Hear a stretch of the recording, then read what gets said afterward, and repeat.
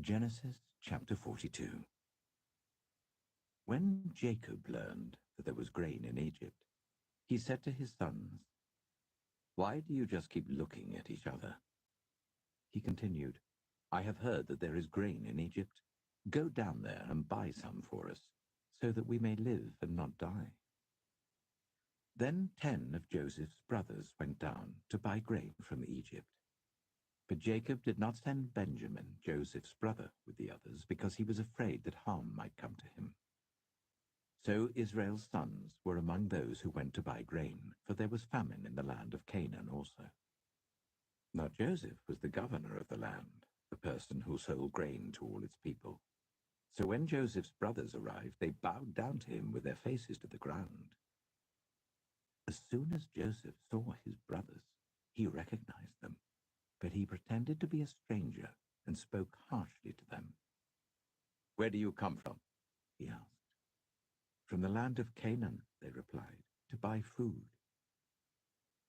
Although Joseph recognized his brothers, they did not recognize him. Then he remembered his dreams about them and said to them, "You are spies. You have come to see where our land is unprotected." "No, my lord," they answered.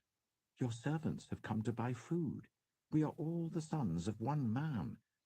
Your servants are honest men, not spies." "No," he said to them, "you have come to see where our land is unprotected." But they replied, "Your servants were 12 brothers, the sons of one man who lives in the land of Canaan. The youngest is now with our father, and one is no more." Joseph said to them, "It is just as I told you. You are spies. And this is how you will be tested. As surely as Pharaoh lives, you will not leave this place unless your youngest brother comes here. Send one of your number to get your brother. The rest of you will be kept in prison, so that your words may be tested to see if you are telling the truth. If you are not, then as surely as Pharaoh lives, you are spies." And he put them all in custody for 3 days. On the 3rd day, Joseph said to them, "Do this, and you will live, for I fear God. If you are honest men, let one of your brothers stay here in prison, while the rest of you go and take grain back for your starving households. But you must bring your youngest brother to me, so that your words may be verified, and that you may not die." This they proceeded to do. They said to one another, "Surely we are being punished because of our brother. We saw how distressed he was when he pleaded with us for his life, but we would not listen. That's why this distress has come on us." Reuben replied, "Didn't I tell you not to sin against the boy? But you wouldn't listen. Now we must give an accounting for his blood." They did not realize that Joseph could understand them, since he was using an interpreter. He turned away from them and began to weep, but then came back and spoke to them again. He had Simeon taken from them and bound before their eyes. Joseph gave orders to fill their bags with grain, to put each man's silver back in his sack, and to give them provisions for their journey. After this was done for them, they loaded their grain on their donkeys and left. At the place where they stopped for the night, one of them opened his sack to get feed for his donkey, and he saw his silver in the mouth of his sack. "My silver has been returned," he said to his brothers. "Here it is in my sack." Their hearts sank, and they turned to each other trembling and said, "What is this that God has done to us?" When they came to their father Jacob in the land of Canaan, they told him all that had happened to them. They said, "The man who is lord over the land spoke harshly to us and treated us as though we were spying on the land. But we said to him, 'We are honest men, we're not spies. We were 12 brothers, sons of one father. One is no more, and the youngest is now with our father in Canaan.' Then the man who is lord over the land said to us, 'This is how I will know whether you are honest men. Leave one of your brothers here with me and take food for your starving households and go. But bring your youngest brother to me, so I will know that you are not spies, but honest men.'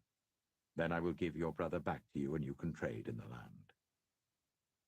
As they were emptying their sacks, there in each man's sack was his pouch of silver. When they and their father saw the money pouches, they were frightened. Their father Jacob said to them, "You have deprived me of my children. Joseph is no more, and Simeon is no more. And now you want to take Benjamin? Everything is against me." Then Reuben said to his father, "You may put both of my sons to death if I do not bring him back to you. Entrust him to my care, and I will bring him back." But Jacob said, "My son will not go down there with you. His brother is dead, and he is the only one left. If harm comes to him on the journey you are taking, you will bring my grey head down to the grave in sorrow." Genesis chapter 43. Now the famine was still severe in the land. So when they had eaten all the grain they had brought from Egypt, their father said to them, "Go back and buy us a little more food." But Judah said to him, "The man warned us solemnly, 'You will not see my face again unless your brother is with you.' If you will send our brother along with us, we will go down and buy food for you. But if you will not send him, we will not go down, because the man said to us, 'You will not see my face again unless your brother is with you.'" Israel asked, "Why did you bring this trouble on me by telling the man you had another brother?" They replied, "The man questioned us closely about ourselves and our family. 'Is your father still living?' he asked us. 'Do you have another brother?' We simply answered his questions. How were we to know he would say, 'Bring your brother down here'?" Then Judah said to Israel his father, "Send the boy along with me, and we will go at once, so that we and you and our children may live and not die. I myself will guarantee his safety. You can hold me personally responsible for him. If I do not bring him back to you and set him here before you, I will bear the blame before you all my life. As it is, if we had not delayed, we could have gone and returned twice." Then their father Israel said to them, "If it must be, then do this. Put some of the best products of the land in your bags and take them down to the man as a gift. A little balm and a little honey, some spices and myrrh, some pistachio nuts and almonds. Take double the amount of silver with you, for you must return the silver that was put back into the mouths of your sacks. Perhaps it was a mistake. Take your brother also, and go back to the man at once. And may God Almighty grant you mercy before the man, so that he will let your other brother and Benjamin come back with you. As for me, if I am bereaved, I am bereaved." So the men took the gifts and doubled the amount of silver, and Benjamin also. They hurried down to Egypt and presented themselves to Joseph. When Joseph saw Benjamin with them, he said to the steward of his house, "Take these men to my house, slaughter an animal and prepare a meal. They are to eat with me at noon." The man did as Joseph told him and took the men to Joseph's house. Now the men were frightened when they were taken to his house. They thought, "We were brought here because of the silver that was put back into our sacks the first time. He wants to attack us and overpower us and seize us as slaves and take our donkeys." So they went up to Joseph's steward and spoke to him at the entrance to the house. "We beg your pardon, our lord," they said. "We came down here the first time to buy food, but at the place where we stopped for the night we opened our sacks and each of us found his silver, the exact weight, in the mouth of his sack. So we have brought it back with us. We have also brought additional silver with us to buy food. We don't know who put our silver in our sacks." "It's all right," he said. "Don't be afraid. Your God, the God of your father, has given you treasure in your sacks. I received your silver." Then he brought Simeon out to them. The steward took the men into Joseph's house, gave them water to wash their feet, and provided fodder for their donkeys. They prepared their gifts for Joseph's arrival at noon, because they had heard that they were to eat there. When Joseph came home, they presented to him the gifts they had brought into the house, and they bowed down before him to the ground. He asked them how they were, and then he said, "How is your aged father you told me about? Is he still living?"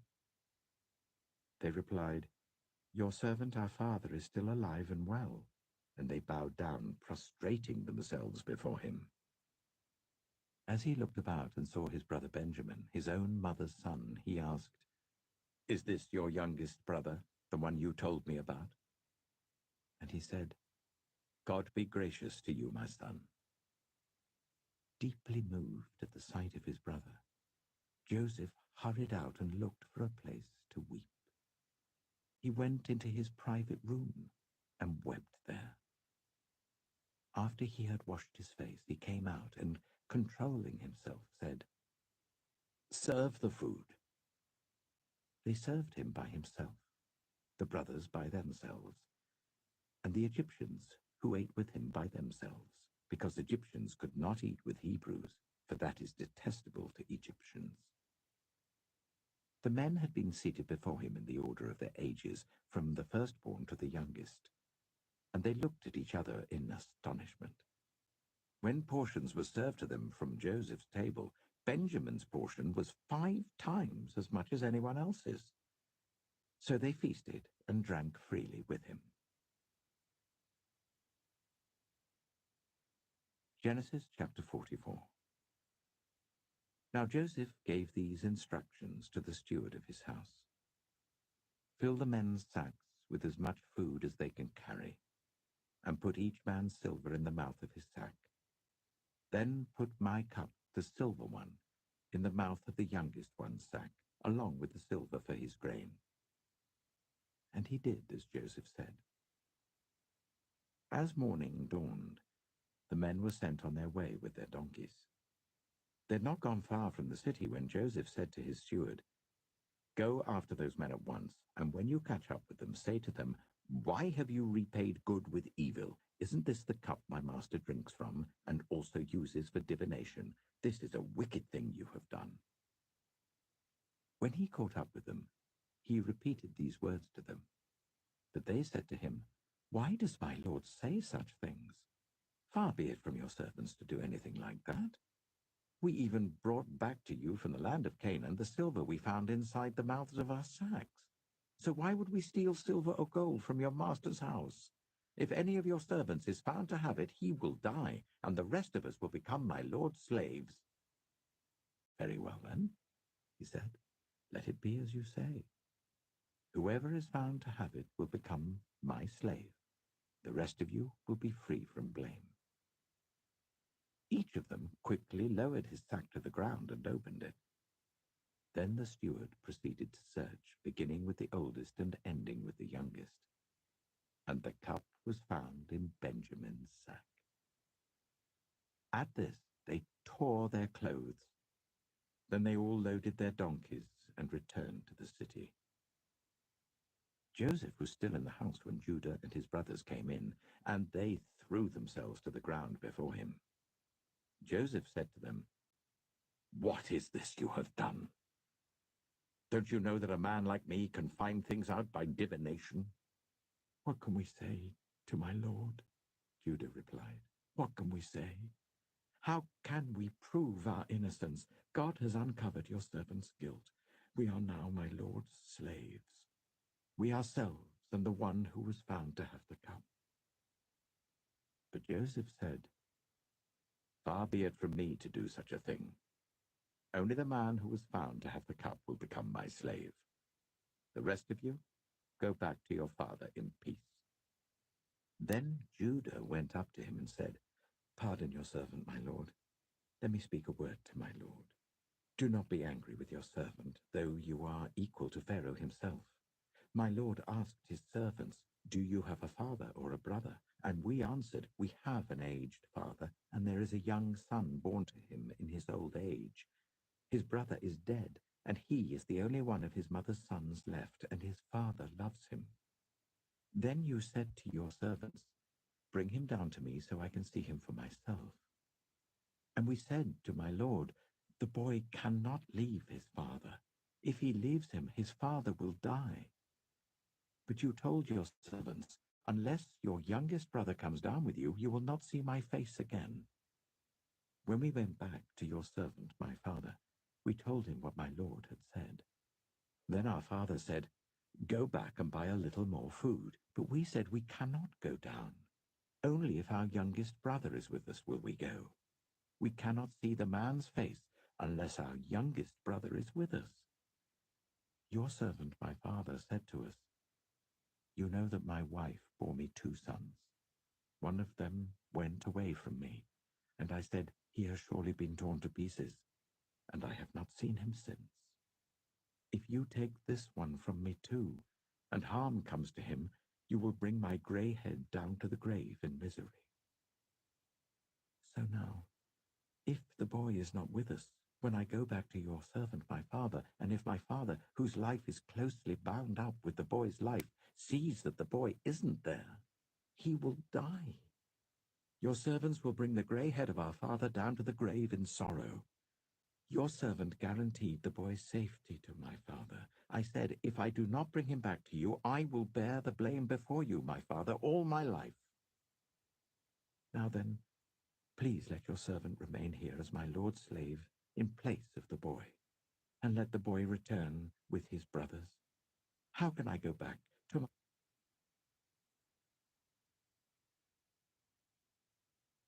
Genesis chapter 45.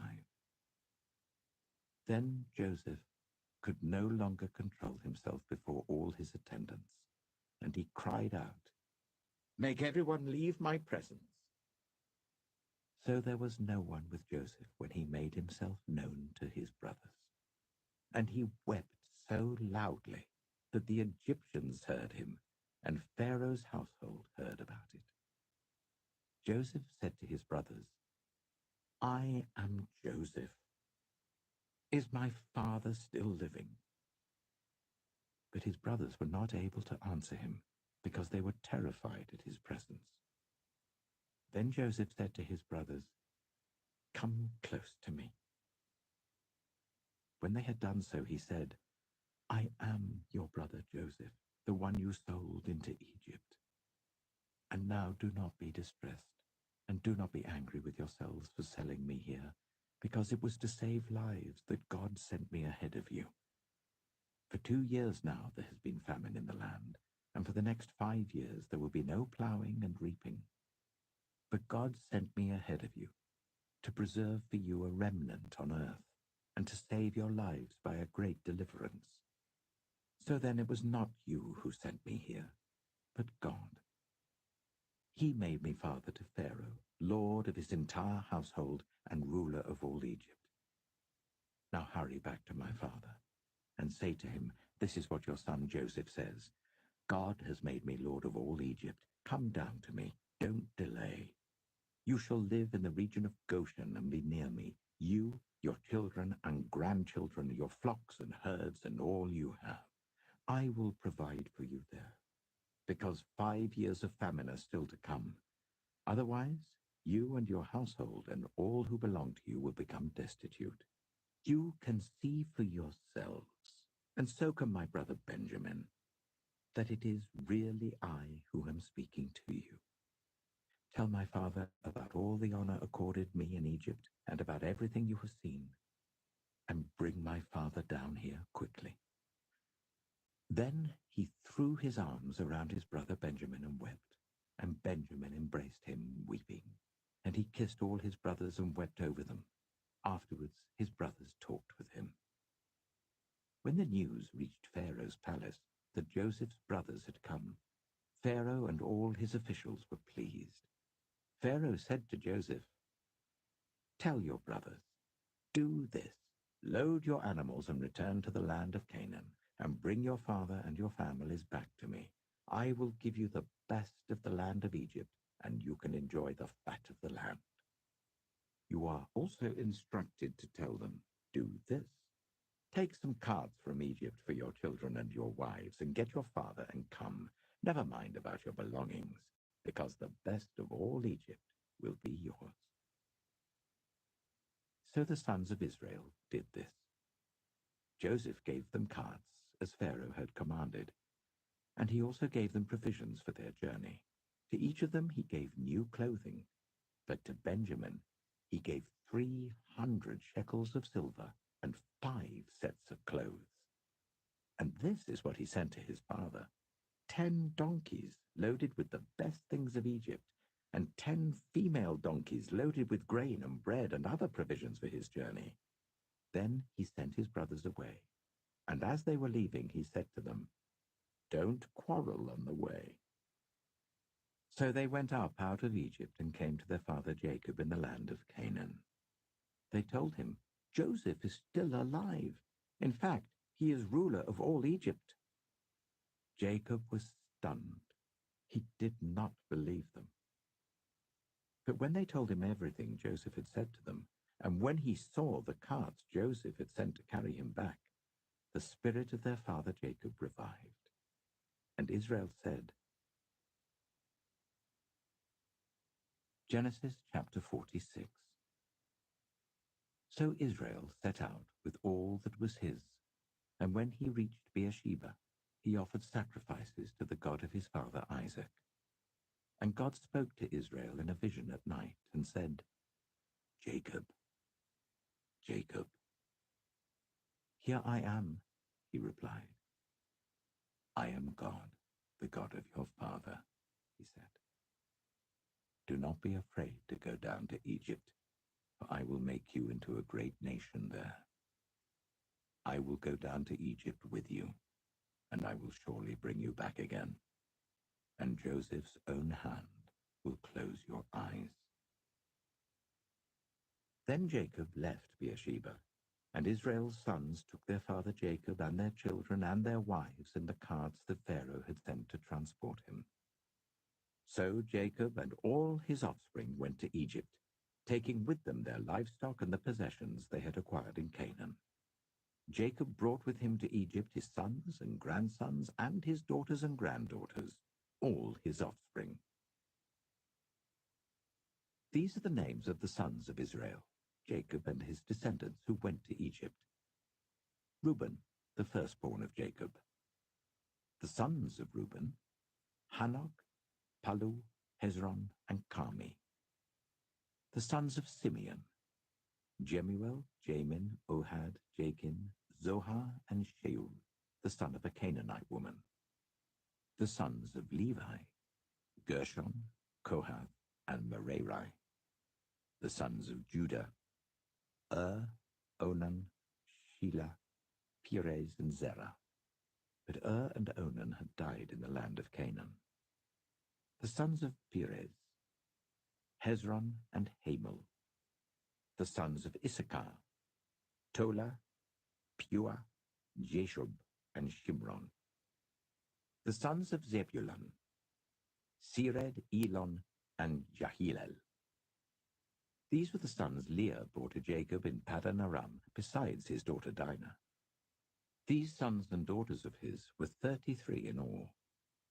The sons of Gad, Zephon, Haggai, Shunai, Esbon, Eri, Erodai, and Arilai.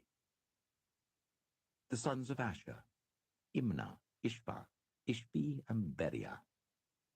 Their sister was Sirah. The sons of Beriah, Heber and Malkiel. These were the children born to Jacob by Zilpah, whom Laban had given to his daughter Leah, 16 in all. The sons of Jacob's wife Rachel, Joseph and Benjamin. In Egypt, Manasseh and Ephraim were born to Joseph by Asenath, daughter of Potiphera, priest of On. The sons of Benjamin, Bela, Becher, Ashbel, Jirah, Naaman, Ehi, Rosh, Muppim, Huppim, and Ard. These were the sons of Rachel who were born to Jacob, 14 in all. The son of Dan, Hushim. The sons of Naphtali, Jaziel, Gunai, Jezer, and Shillem. These were the sons born to Jacob by Bilhah, whom Laban had given to his daughter Rachel, 7 in all. All those who went to Egypt with Jacob, those who were his direct descendants, not counting his sons' wives, numbered 66 persons. With the 2 sons who had been born to Joseph in Egypt, the members of Jacob's family, which went to Egypt, were 70 in all. Now Jacob sent Judah ahead of him to Joseph to get directions to Goshen. When they arrived in the region of Goshen, Joseph had his chariot made ready and went to Goshen to meet his father Israel. As soon as Joseph appeared before him, he threw his arms around his father and wept for a long time. Israel said to Joseph, "Now I'm ready to die, since I have seen for myself that you are still alive."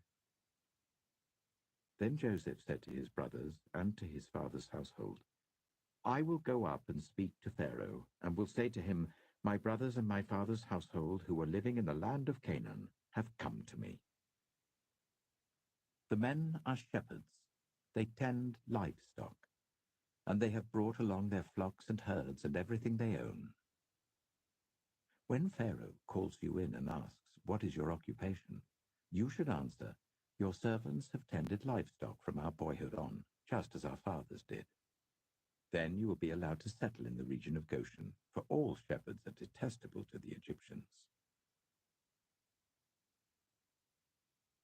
Genesis chapter 47. Joseph went and told Pharaoh, "My father and brothers, with their flocks and herds and everything they own, have come from the land of Canaan and are now in Goshen." He chose 5 of his brothers and presented them before Pharaoh. Pharaoh asked the brothers, "What is your occupation?" "Your servants are shepherds," they replied to Pharaoh, "just as our fathers were." They also said to him, "We have come to live here for a while because the famine is severe in Canaan, and your servants' flocks have no pasture. So now please let your servants settle in Goshen." Pharaoh said to Joseph, "Your father and your brothers have come to you, and the land of Egypt is before you. Settle your father and your brothers in the best part of the land. Let them live in Goshen, and if you know of any among them with special ability, put them in charge of my own livestock." Then Joseph brought his father Jacob in and presented him before Pharaoh. After Jacob blessed Pharaoh, Pharaoh asked him, "How old are you?" And Jacob said to Pharaoh, "The years of my pilgrimage are 130. My years have been few and difficult, and they do not equal the years of the pilgrimage of my fathers." Then Jacob blessed Pharaoh and went out from his presence. So Joseph settled his father and his brothers in Egypt and gave them property in the best part of the land, the district of Ramesses, as Pharaoh directed. Joseph also provided his father and his brothers and all his father's household with food according to the number of their children. There was no food, however, in the whole region because the famine was severe. Both Egypt and Canaan wasted away because of the famine. Joseph collected all the money that was to be found in Egypt and Canaan in payment for the grain that they were buying, and he brought it to Pharaoh's palace. When the money of the people of Egypt and Canaan was gone, all Egypt came to Joseph and said, "Give us food. Why should we die before your eyes? Our money is all gone." "Then bring your livestock," said Joseph. "I will sell you food in exchange for your livestock, since your money is gone." So they brought their livestock to Joseph, and he gave them food in exchange for their horses, their sheep and goats, their cattle and donkeys. And he brought them through that year with food in exchange for all their livestock. When that year was over, they came to him the following year and said, "We cannot hide from our lord the fact that since our money is gone and our livestock belongs to you, there is nothing left for our lord except our bodies and our land. Why should we perish before your eyes, we and our land as well? Buy us and our land in exchange for food, and we with our land will be in bondage to Pharaoh. Give us seed so that we may live and not die, and that the land may not become desolate." So Joseph bought all the land in Egypt for Pharaoh.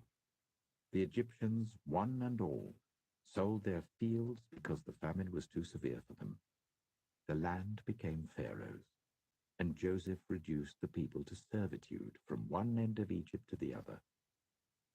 However, he did not buy the land of the priests, because they received a fixed allowance from Pharaoh, and had food enough from the allowance Pharaoh gave them.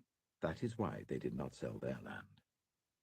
Joseph said to the people, "Now that I have bought you and your land today for Pharaoh, here is seed for you so you can plant the ground. But when the crop comes in, give a fifth of it to Pharaoh. The other 4/5 you may keep as seed for the fields and as food for yourselves and your households and your children." "You have saved our lives," they said.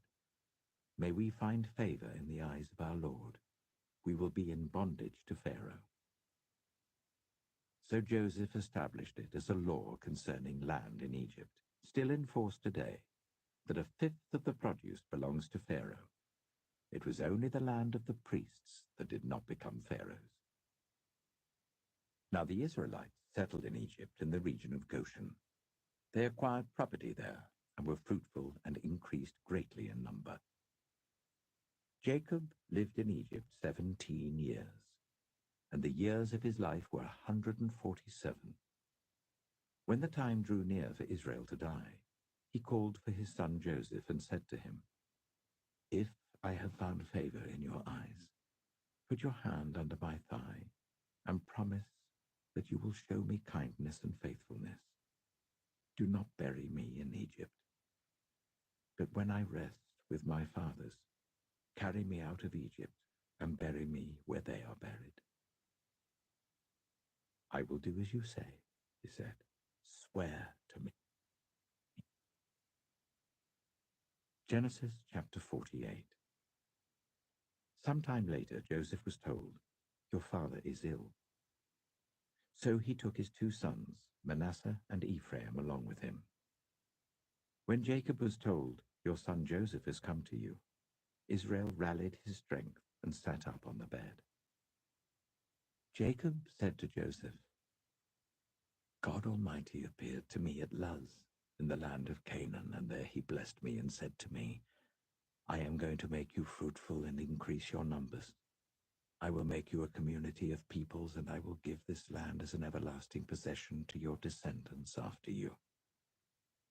Now then, your 2 sons born to you in Egypt before I came to you here will be reckoned as mine. Ephraim and Manasseh will be mine, just as Reuben and Simeon are mine. Any children born to you after them will be yours. In the territory they inherit, they will be reckoned under the names of their brothers." As I was returning from Padan, to my sorrow, Rachel died in the land of Canaan while we were still on the way, a little distance from Ephrath. So I buried her there beside the road to Ephrath, that is Bethlehem. When Israel saw the sons of Joseph, he asked, "Who are these?" "They are the sons God has given me here," Joseph said to his father. Then Israel said, "Bring them to me so I may bless them." Now Israel's eyes were failing because of old age, and he could hardly see. So Joseph brought his sons close to him, and his father kissed them and embraced them. Israel said to Joseph, "I never expected to see your face again, and now God has allowed me to see your children too." Then Joseph removed them from Israel's knees and bowed down with his face to the ground. And Joseph took both of them, Ephraim on his right towards Israel's left hand, and Manasseh on his left towards Israel's right hand, and brought them close to him. But Israel reached out his right hand and put it on Ephraim's head, though he was the younger, and crossing his arms, he put his left hand on Manasseh's head, even though Manasseh was the firstborn. Then he blessed Joseph and said, "May the God before whom my fathers, Abraham and Isaac, walked faithfully, the God who has been my shepherd all my life to this day, the angel who has delivered me from all harm, May he bless these boys. May they be called by my name and the names of my fathers, Abraham and Isaac, and may they increase greatly on the earth. When Joseph saw his father placing his right hand on Ephraim's head, he was displeased. So he took hold of his father's hand to move it from Ephraim's head to Manasseh's head. Joseph said to him, "No, my father, this one is the firstborn. Put your right hand on his head." But his father refused and said, "I know, my son, I know. He too will become a people, and he too will become great. Nevertheless, his younger brother will be greater than he, and his descendants will become a group of nations." He blessed them that day and said, "In your name will Israel pronounce blessing. May God make you like Ephraim and Manasseh." So he put Ephraim ahead of Manasseh. Then Israel said to Joseph, "I am about to die, but God will be with you and take you back to the land of your fathers. And to you I give one more ridge of land than to your brothers, the ridge I took from the Amorites with my sword and my bow." Genesis chapter 49. Then Jacob called for his sons and said, "Gather round so I can tell you what will happen to you in days to come. Assemble and listen, sons of Jacob. Listen to your father Israel. Reuben, you are my firstborn, my might, the first sign of my strength, excelling in honor, excelling in power.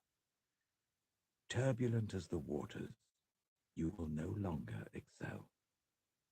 For you went up onto your father's bed, onto my couch, and defiled it.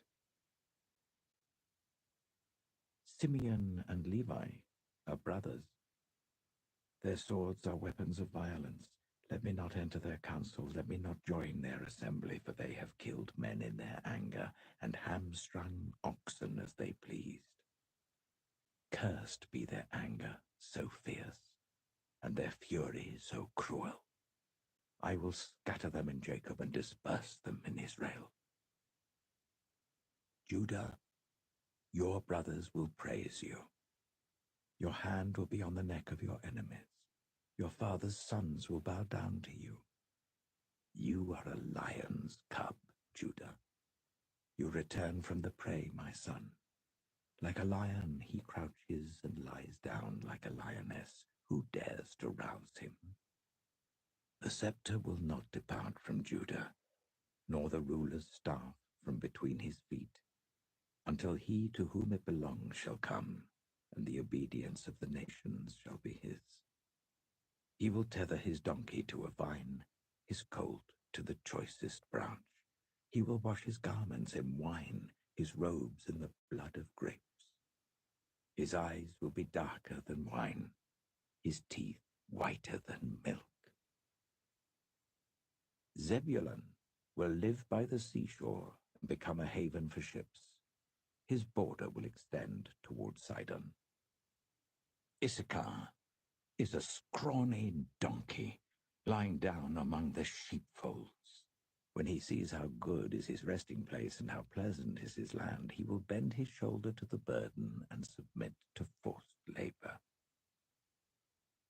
Dan will provide justice for his people as one of the tribes of Israel. Dan will be a snake by the roadside, a viper along the path that bites the horse's heels so that its rider tumbles backward. I look for your deliverance, Lord. Gad will be attacked by a band of raiders, but he will attack them at their heels. Asher's food will be rich. He will provide delicacies fit for a king. Naphtali is a doe set free that bears beautiful fawns.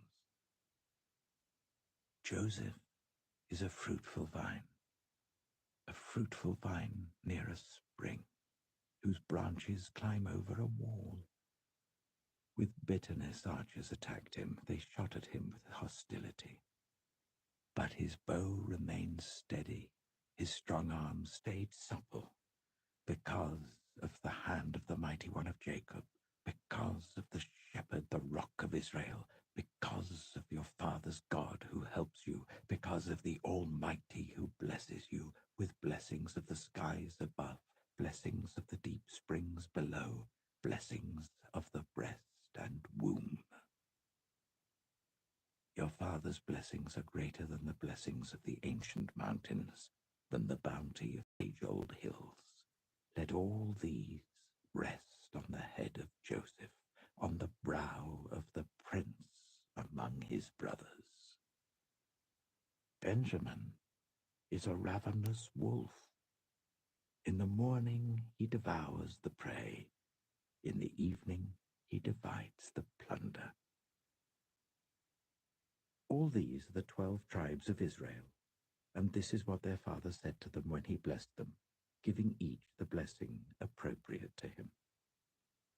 Then he gave them these instructions. I am about to be gathered to my people. Bury me with my fathers in the cave in the field of Ephron the Hittite, the cave in the field of Machpelah, near Mamre in Canaan, which Abraham bought along with the field as a burial place from Ephron the Hittite. There Abraham and his wife Sarah were buried. There Isaac and his wife Rebekah were buried. And there I buried Leah. The field and the cave in it were bought from the Hittites. When Jacob had finished giving instructions to his sons, he drew his feet up into the bed, breathed his last, and was gathered to his people.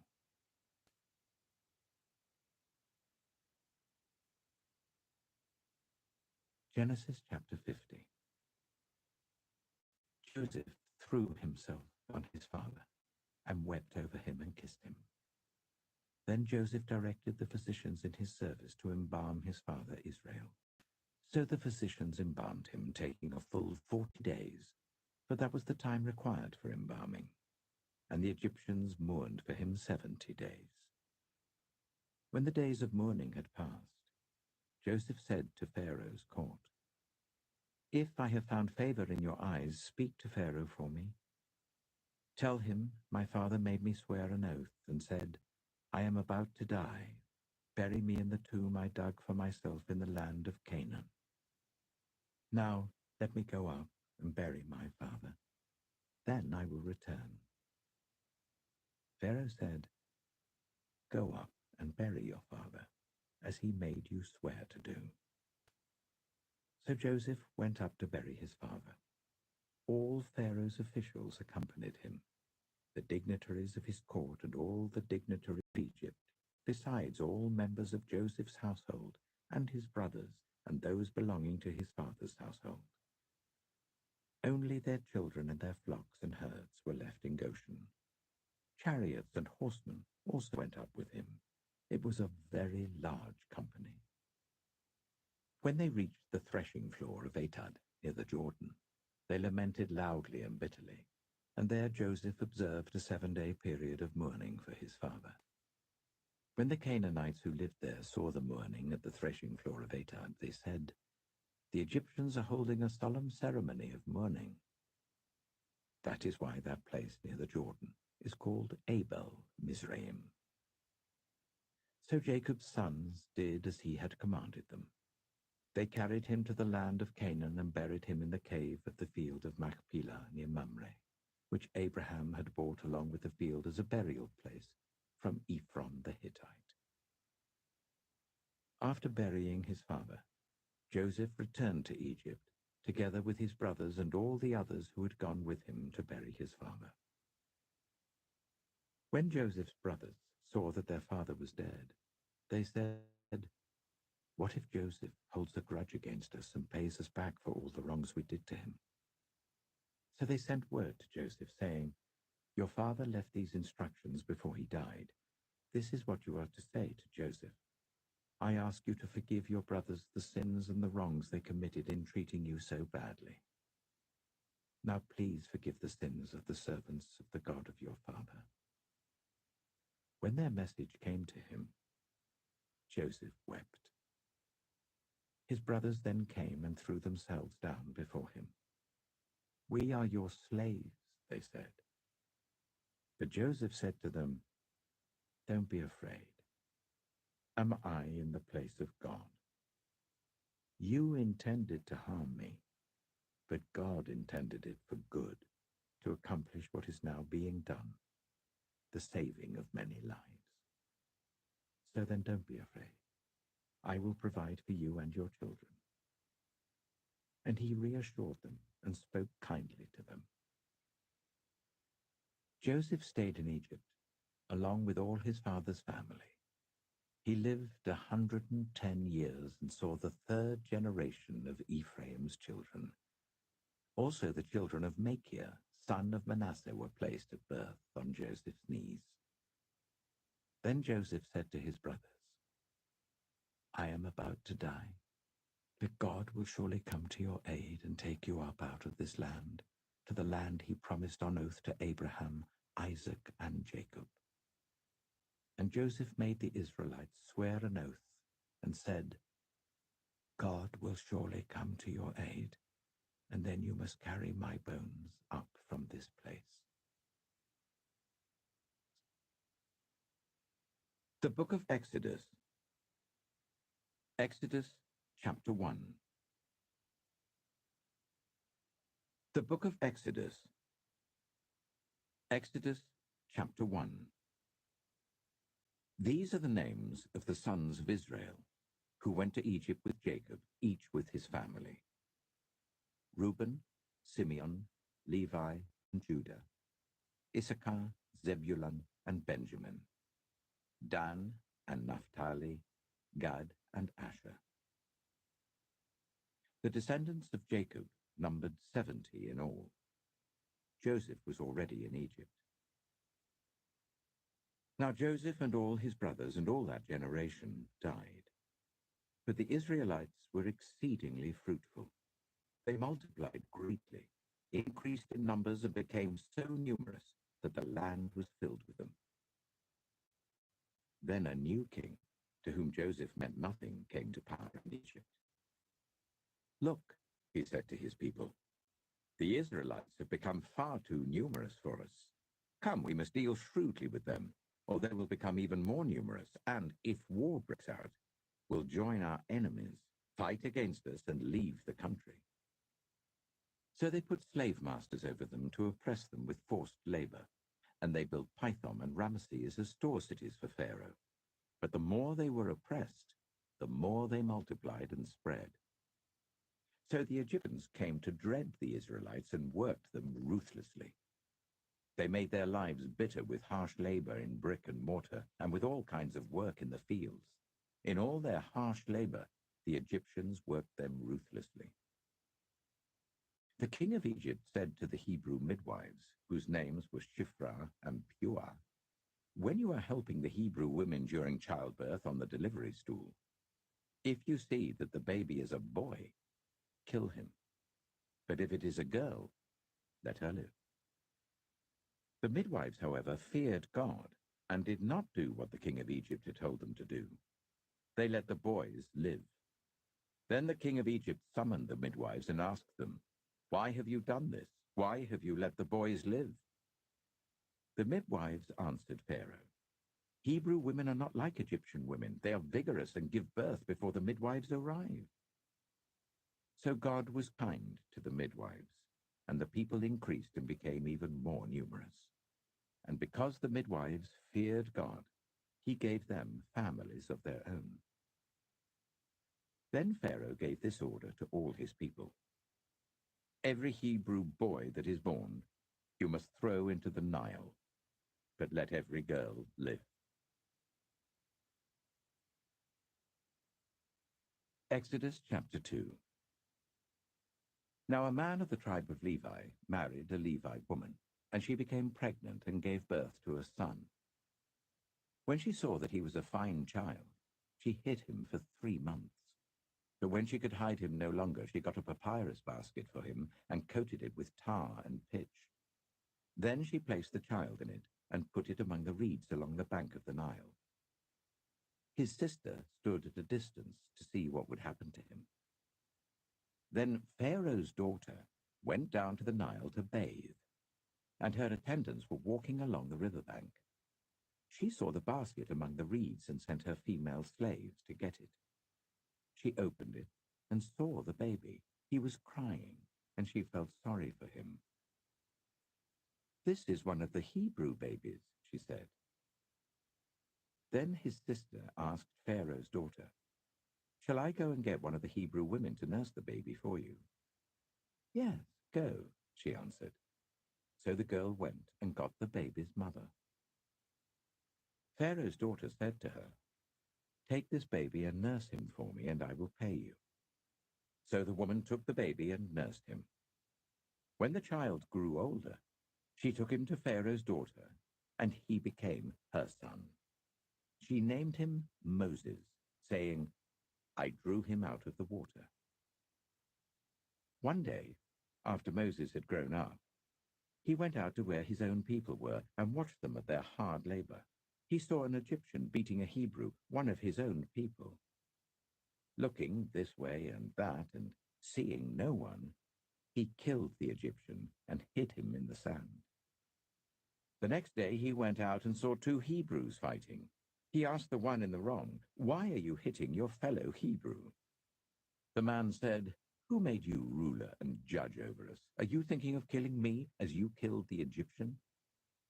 Then Moses was afraid and thought, "What I did must have become known."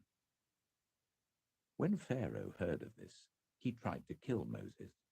But Moses fled from Pharaoh and went to live in Midian, where he sat down by a well.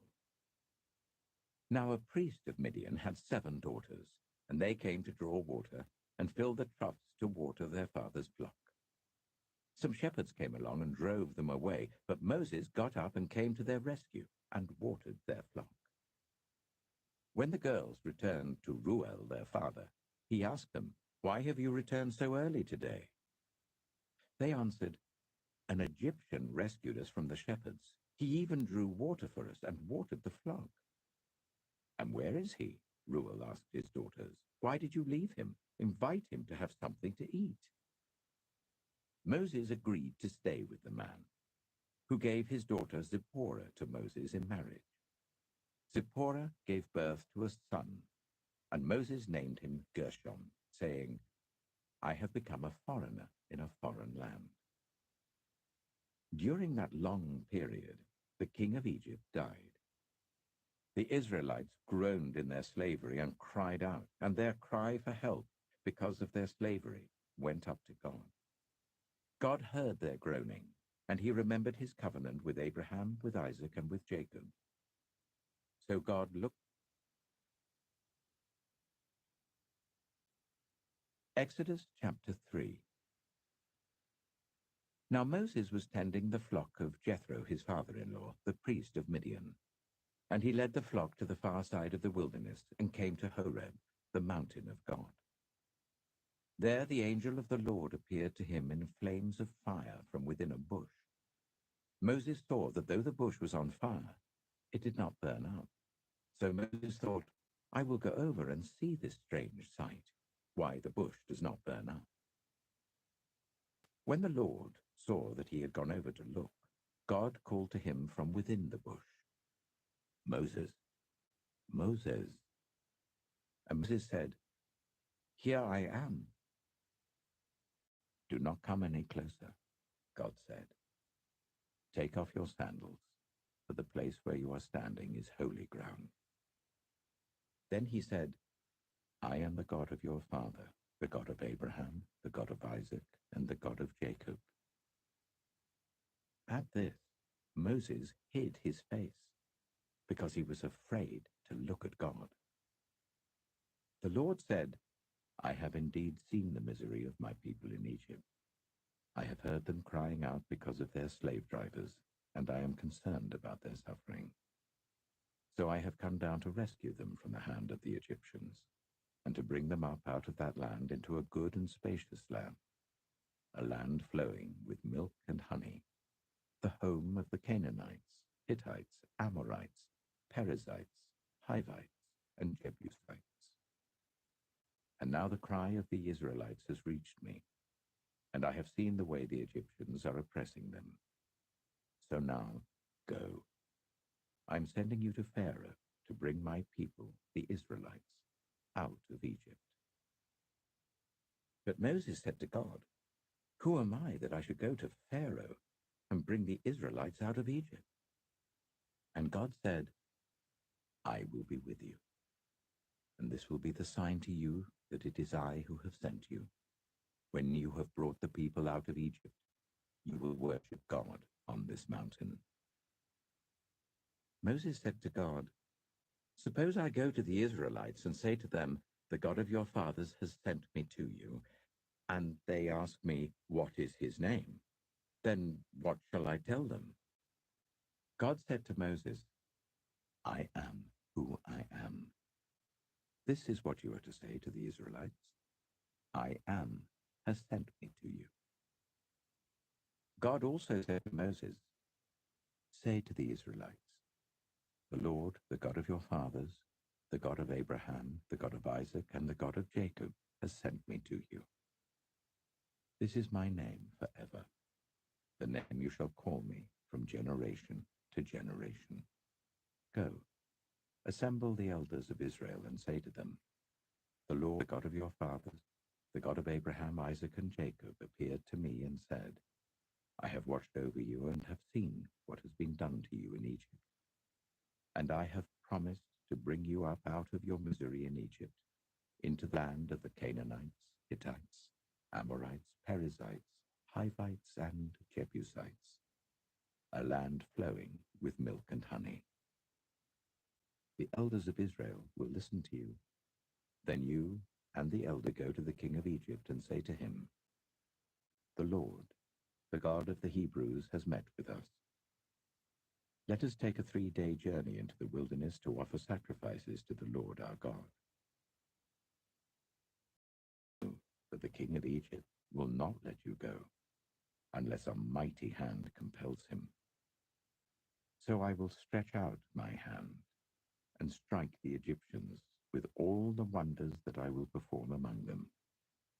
After that, he will let you go.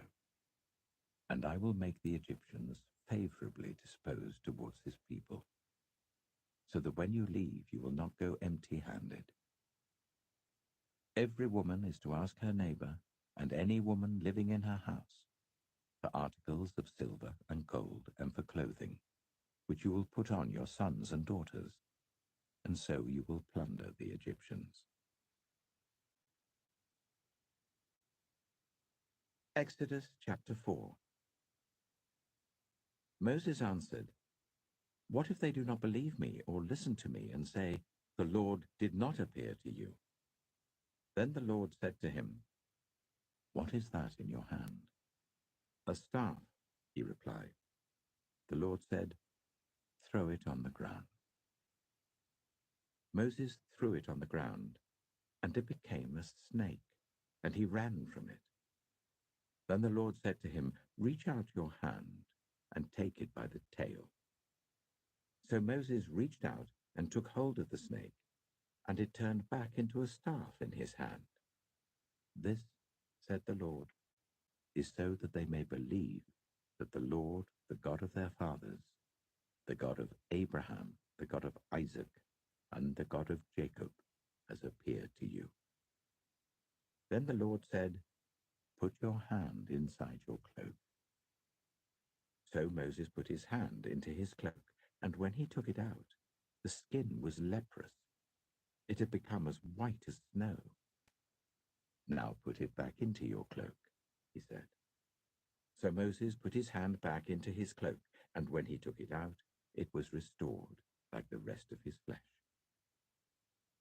Then the Lord said, "If they do not believe you, or pay attention to the first sign, they may believe the second. But if they do not believe these 2 signs or listen to you, take some water from the Nile and pour it on the dry ground. The water you take from the river will become blood on the ground. Moses said to the Lord, "Pardon your servant, Lord. I have never been eloquent, neither in the past nor since I have spoken to your servant. I am slow of speech and tongue." The Lord said to him, "Who gave human beings their mouths? Who makes them deaf or mute? Who gives them sight or makes them blind? Is it not I, the Lord? Now go, I will help you speak and will teach you what to say." But Moses said, "Pardon your servant, Lord. Please send someone else." Then the Lord's anger burned against Moses, and he said, "What about your brother, Aaron the Levite? I know he can speak well. He is already on his way to meet you, and he will be glad to see you. You shall speak to him and put words in his mouth. I will help both of you speak and will teach you what to do. He will speak to the people for you, and it will be as if he were your mouth, and as if you were God to him. But take this staff in your hand, so that you can perform the signs with it." Then Moses went back to Jethro, his father-in-law, and said to him, "Let me return to my own people in Egypt to see if any of them are still alive." Jethro said, "Go, and I wish you well."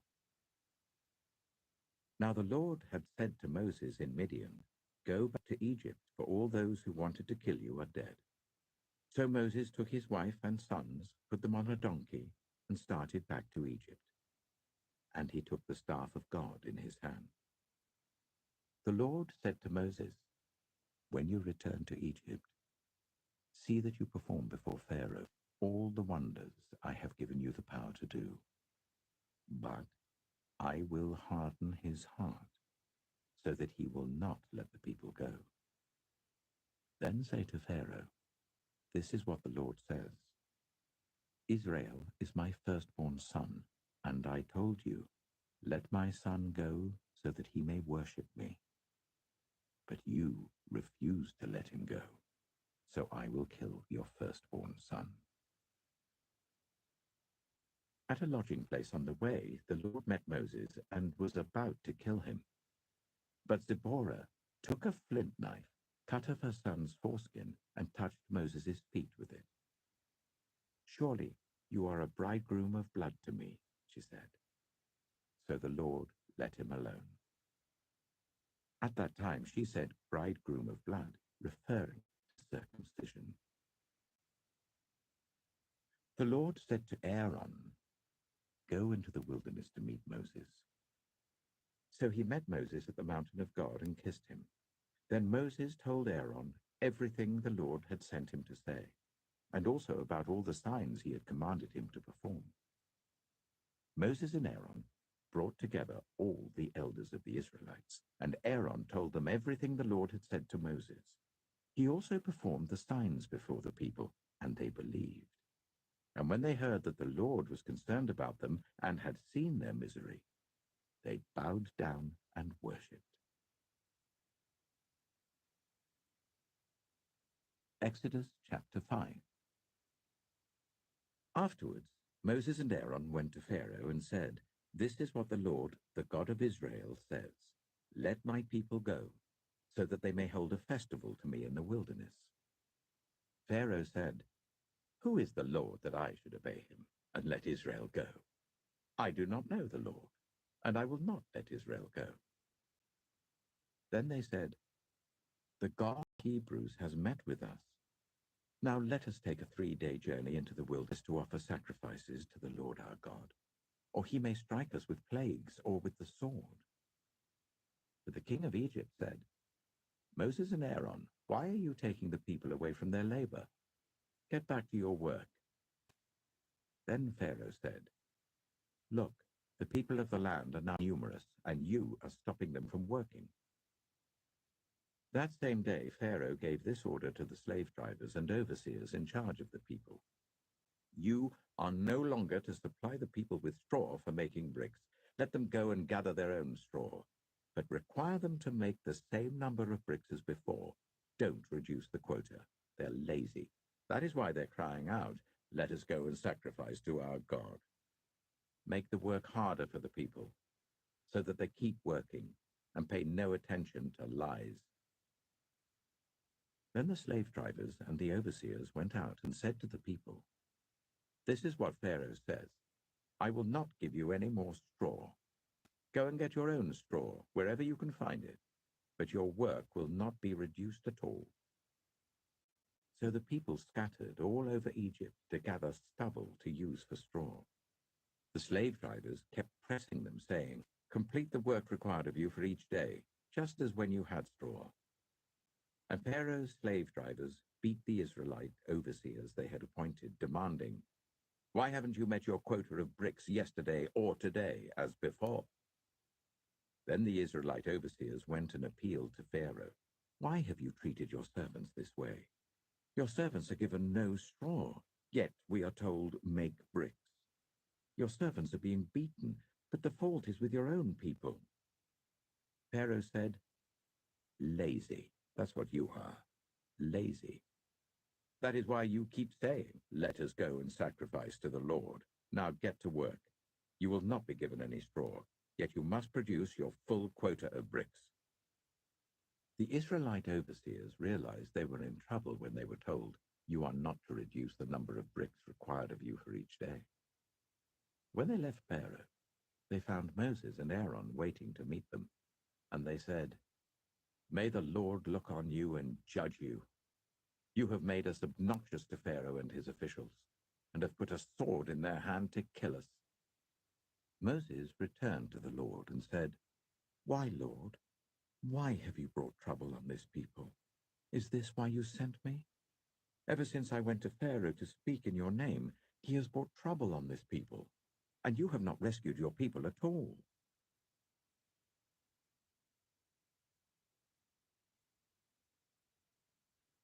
Exodus chapter 6. Then the Lord said to Moses, "Now you will see what I will do to Pharaoh. Because of my mighty hand, he will let them go. Because of my mighty hand, he will drive them out of his country." God also said to Moses, "I am the Lord. I appeared to Abraham, to Isaac, and to Jacob as God Almighty, but by my name, the Lord, I did not make myself known to them. I also established my covenant with them to give them the land of Canaan, where they resided as foreigners. Moreover, I have heard the groaning of the Israelites, whom the Egyptians are enslaving, and I have remembered my covenant.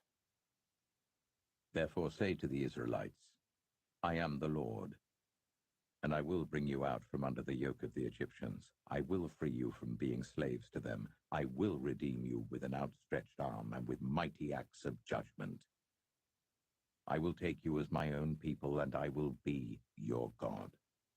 Then you will know that I am the Lord your God, who has brought you out from under the yoke of the Egyptians, and I will bring you to the land I swore with uplifted hand to give to Abraham, to Isaac, and to Jacob.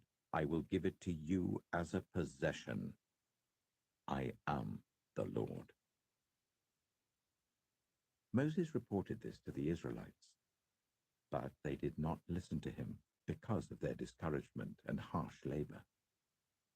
Then the Lord said to Moses, "Go, tell Pharaoh, king of Egypt, to let the Israelites go out of his country." But Moses said to the Lord, "If the Israelites will not listen to me, why would Pharaoh listen to me, since I speak with faltering lips?" Now the Lord spoke to Moses and Aaron about the Israelites and Pharaoh, king of Egypt, and he commanded them to bring the Israelites out of Egypt. These were the heads of their families. The sons of Reuben, the firstborn of Israel, were Hanok and Palu, Hezron and Carmi. These were the clans of Reuben. The sons of Simeon were Jemuel, Jamin, Ohad, Jachin, Zohar, and Sheu, the son of a Canaanite woman. These were the clans of Simeon. These were the names of the sons of Levi according to their records: Gershon, Kohath, and Merari. Levi lived 137 years. The sons of Gershon by clans were Libni and Shimei. The sons of Kohath were Amram, Ishar, Hebron, and Uzziel. Kohath lived 133 years. The sons of Merari were Mahli and Mushi. These were the clans of Levi according to their records. Amram married his father's sister, Jochebed, who bore him Aaron and Moses. Amram lived 137 years.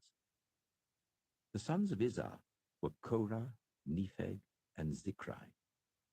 The sons of Uzziel were Mishael, Elzaphan, and Sithri. Aaron married Elisheba, daughter of Amminadab and sister of Nahshon, and she bore him Nadab and Abihu, Eleazar and Ithamar. The sons of Korah were Asa, Elkanah, and Abiasaph. These were the Koharite clans. Eleazar, son of Aaron, married one of the daughters of Putiel, and she bore him Phinehas. These were the heads of the Levite families, clan by clan. It was this Aaron and Moses to whom the Lord had said, "Bring the Israelites out of Egypt by their divisions." They were the ones who spoke to Pharaoh, king of Egypt, about bringing the Israelites out of Egypt, this same Moses and Aaron. Now when the Lord spoke to Moses in Egypt, he said to him, "I am the Lord. Tell Pharaoh, king of Egypt, everything I tell you." But Moses... Exodus chapter 7.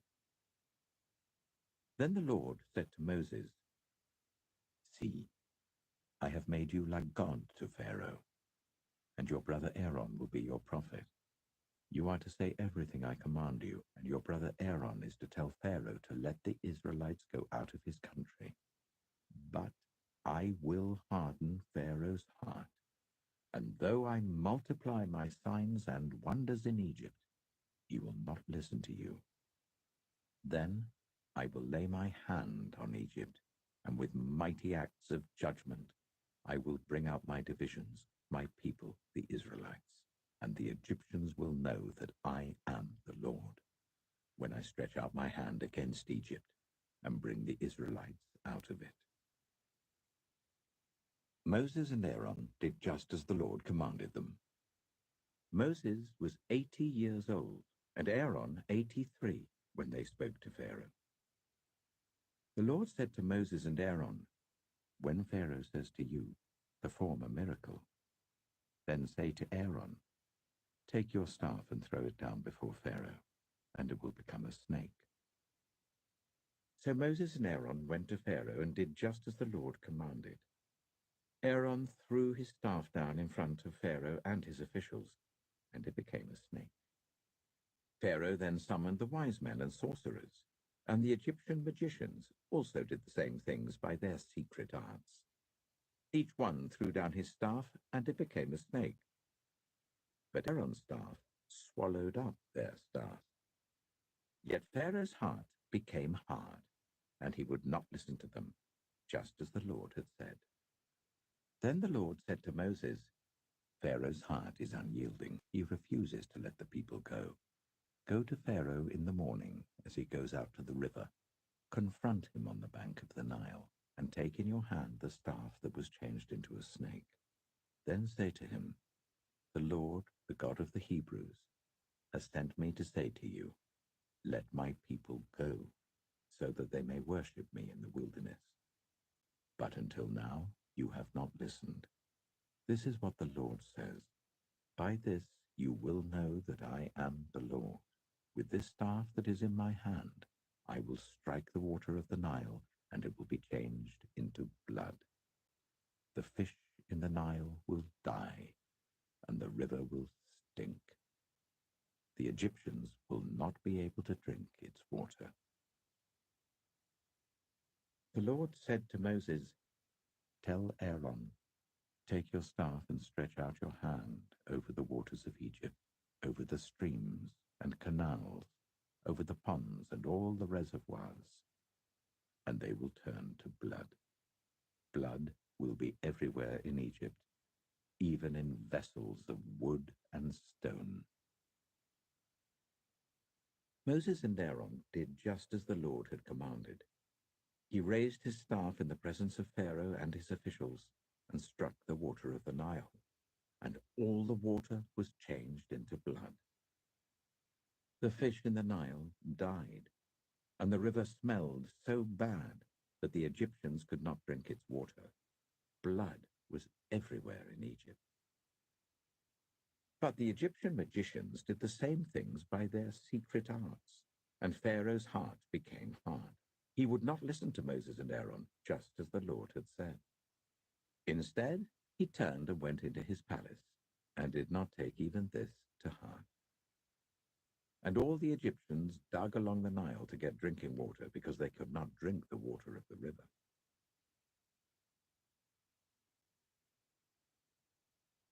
Exodus chapter 8.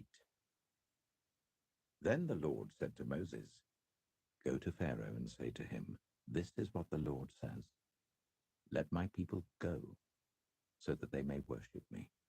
If you refuse to let them go, I will send a plague of frogs on your whole country.'"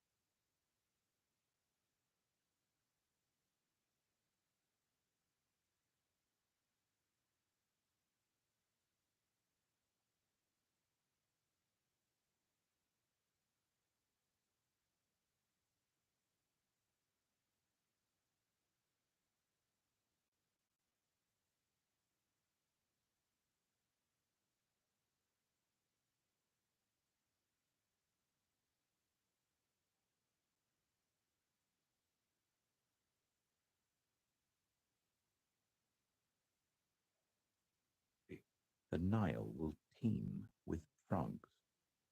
They will come up into your palace and your bedroom and onto your bed, into the houses of your officials and on your people, and into your ovens and kneading troughs.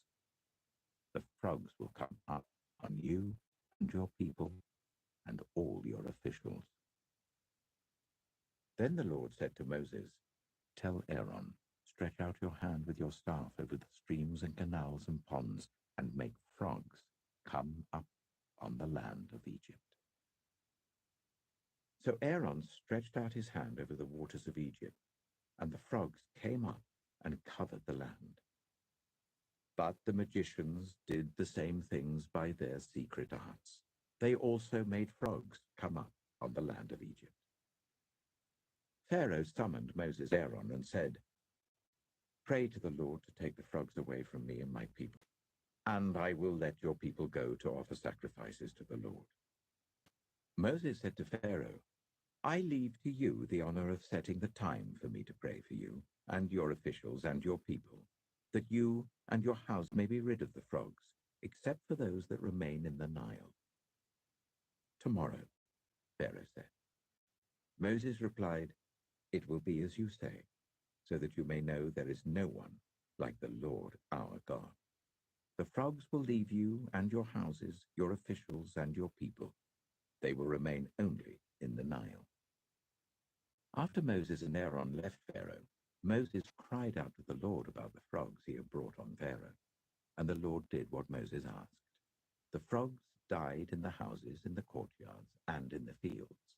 They were piled into heaps, and the land reeked of them. But when Pharaoh saw that there was relief, he hardened his heart and would not listen to Moses and Aaron, just as the Lord had said. Then the Lord said to Moses, "Tell Aaron, stretch out your staff and strike the dust of the ground, and throughout the land of Egypt the dust will become gnats." They did this, and when Aaron stretched out his hand with the staff and struck the dust of the ground, gnats came on people and animals.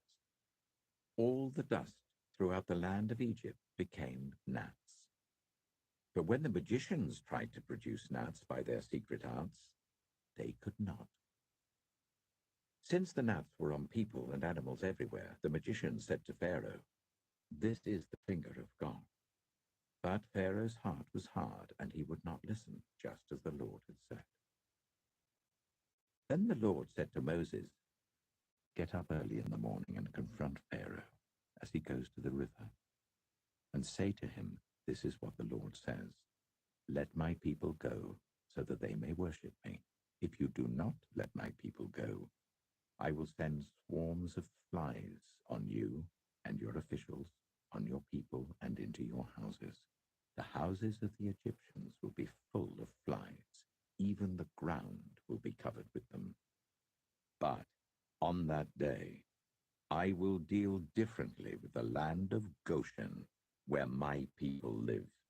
No swarms of flies will be there, so that you will know that I, the Lord, am in this land.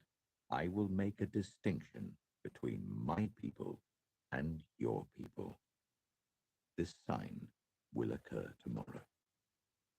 And the Lord did this.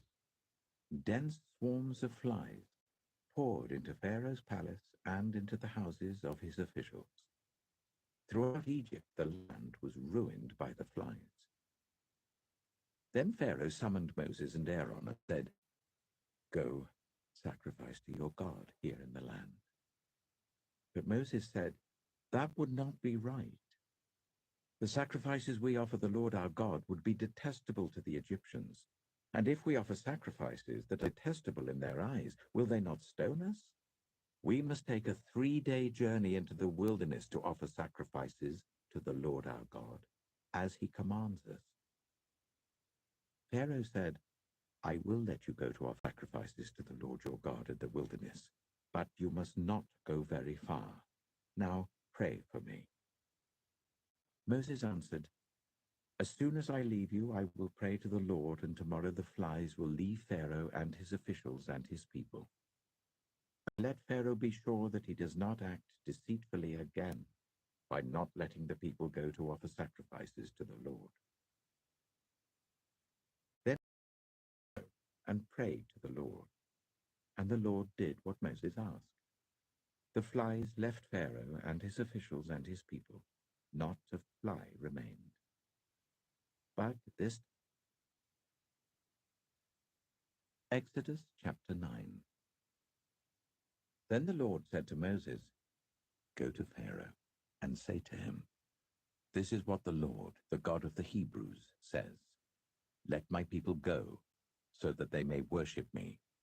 If you refuse to let them go and continue to hold them back, the hand of the Lord will bring a terrible plague on your livestock in the field, on your horses, donkeys, and camels, and on your cattle, sheep, and goats. But the Lord will make a distinction between the livestock of Israel and that of Egypt, so that no animal belonging to the Israelites will die.'" The Lord set a time and said, "Tomorrow the Lord will do this in the land." And the next day the Lord did it. All the livestock of the Egyptians died, but not one animal belonging to the Israelites died. Pharaoh investigated and found that not even one of the animals of the Israelites had died. Yet his heart was unyielding, and he would not let the people go. Then the Lord said to Moses and Aaron, "Take handfuls of soot from a furnace, and let Moses toss it into the air in the presence of Pharaoh. It will become fine dust over the whole land of Egypt, and festering boils will break out on people and animals throughout the land. So they took soot from a furnace and stood before Pharaoh. Moses tossed it into the air, and festering boils broke out on people and animals. The magicians could not stand before Moses because of the boils that were on them and on all the Egyptians. But the Lord hardened Pharaoh's heart, and he would not listen to Moses and Aaron, just as the Lord had said to Moses. Then the Lord said to Moses, "Get up early in the morning, confront Pharaoh, and say to him, 'This is what the Lord, the God of the Hebrews, says. Let my people go, so that they may worship me. For this time I will send the full force of my plagues against you and against your officials and your people, so you may know that there is no one like me in all the earth.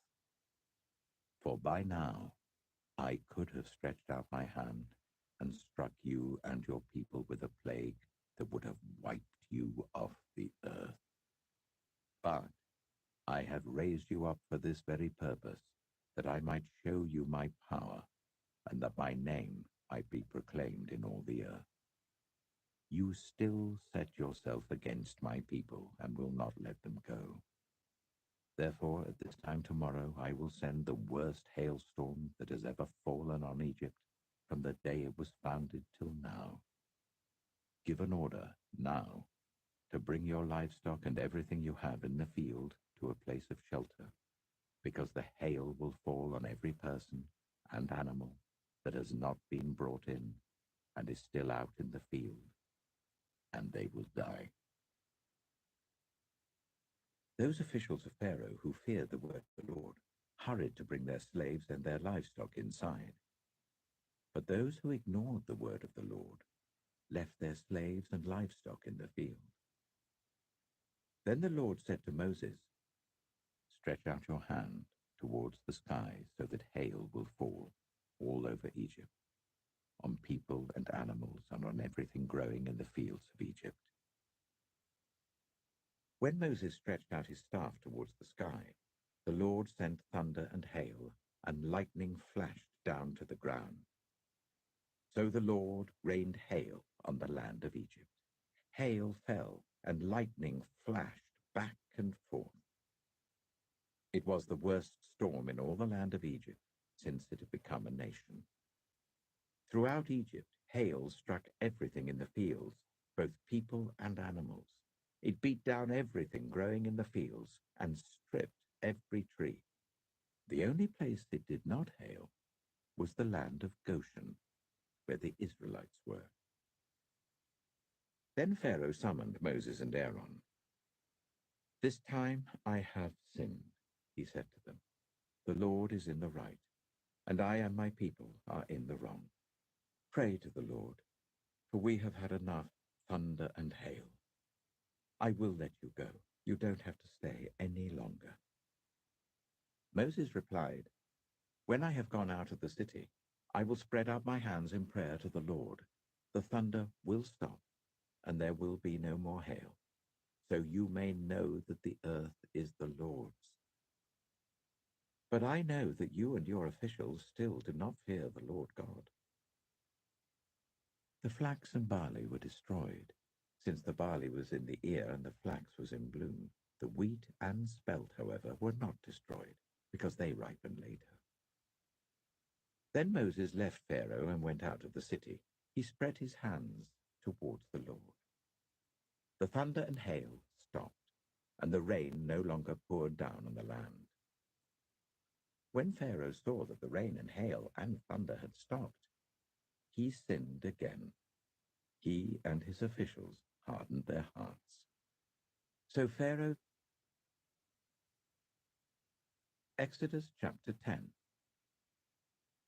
Then the Lord said to Moses, "Go to Pharaoh, for I have hardened his heart and the hearts of his officials, so that I may perform these signs of mine among them, that you may tell your children and grandchildren how I dealt harshly with the Egyptians, and how I performed my signs among them, and that you may know that I am the Lord."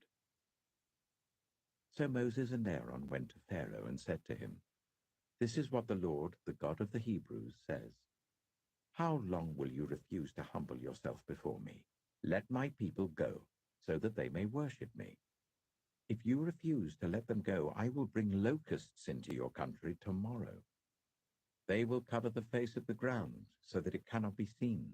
They will devour what little you have left after the hail, including every tree that is growing in your fields.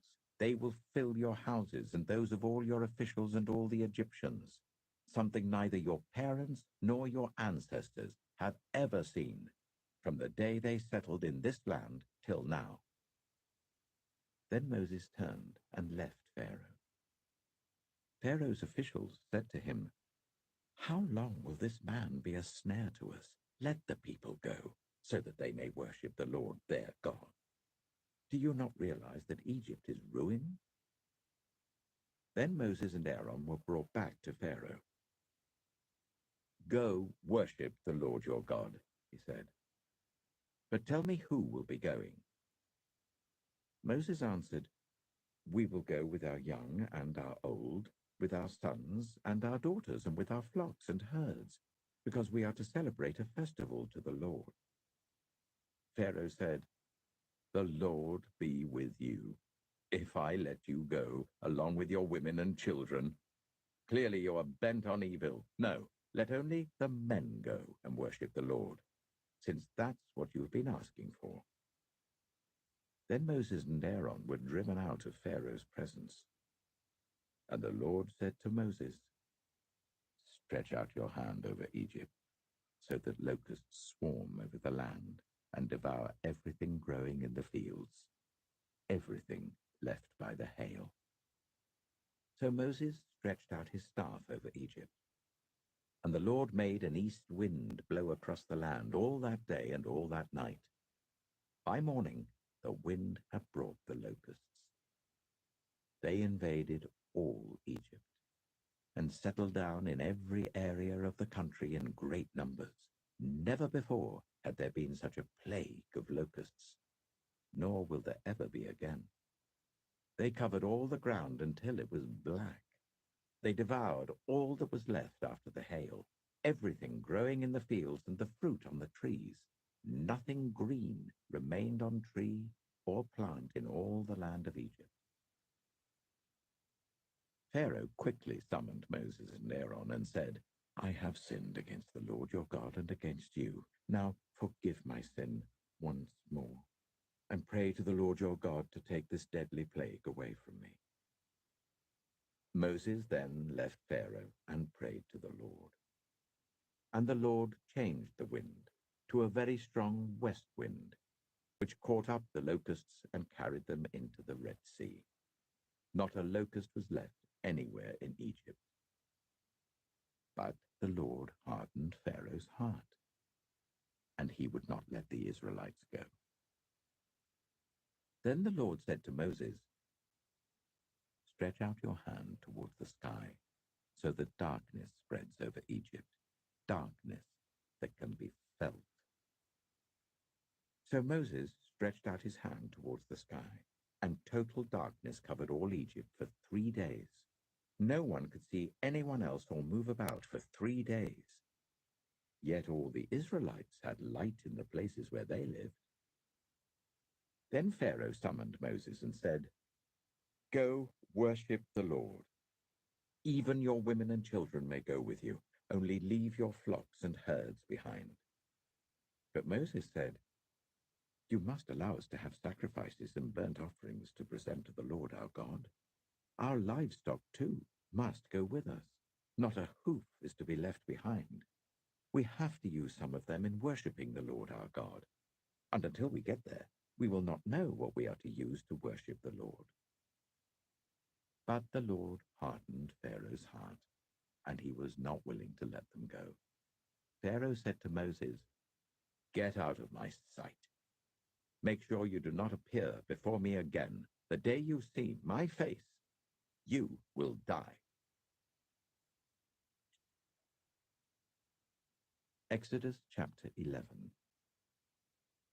Now the Lord said to Moses, "I will bring one more plague on Pharaoh and on Egypt, After that, he will let you go from here, and when he does, he will drive you out completely. Tell the people that men and women alike are to ask their neighbors for articles of silver and gold. The Lord made the Egyptians favorably disposed towards the people, and Moses himself was highly regarded in Egypt by Pharaoh's officials and by the people. So Moses said, "This is what the Lord says. About midnight I will go throughout Egypt. Every firstborn son in Egypt will die, from the firstborn son of Pharaoh who sits on the throne to the firstborn son of the female slave who is at her handmill, and all the firstborn of the cattle as well. There will be loud wailing throughout Egypt, worse than there has ever been or ever will be again. But among the Israelites, not a dog will bark at any person or animal. Then you will know that the Lord makes a distinction between Egypt and Israel.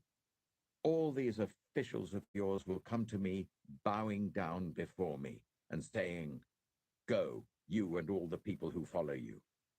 After that, I will leave." Then Moses, hot with anger, left Pharaoh.